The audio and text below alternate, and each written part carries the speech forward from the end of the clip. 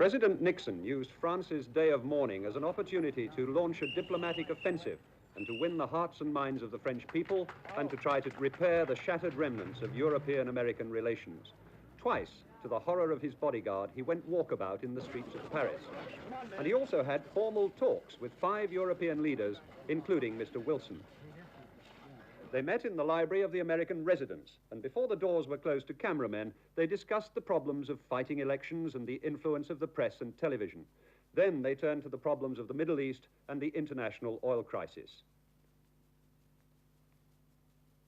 Afterwards, President Nixon did it again.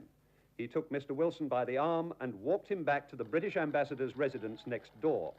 The 2 men were surrounded by about 50 worried and sharp-elbowed gendarmes and a phalanx of Secret Service men in plain clothes.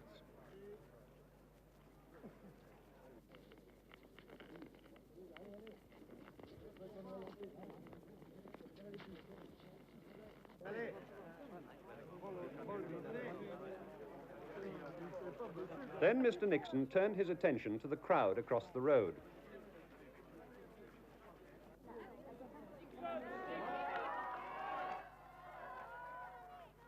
Only this week, France's foreign minister was being the odd man out in the common market and saying that France would never be subservient to America. But the crowd didn't seem to be concerned about international politics today. As one Frenchman told me, when it comes down to it, people like people. Apart from pressing French flesh, an American expression for handshaking, the president used his old election gimmick of handing out pens. He got an urgent request for one from a small boy.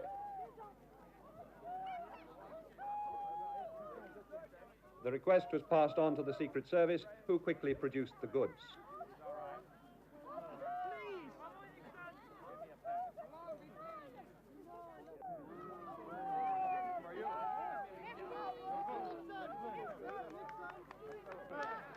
The president turned the day of mourning into a diplomatic jamboree. But whatever else it may have achieved, it sent one small boy to bed happy tonight.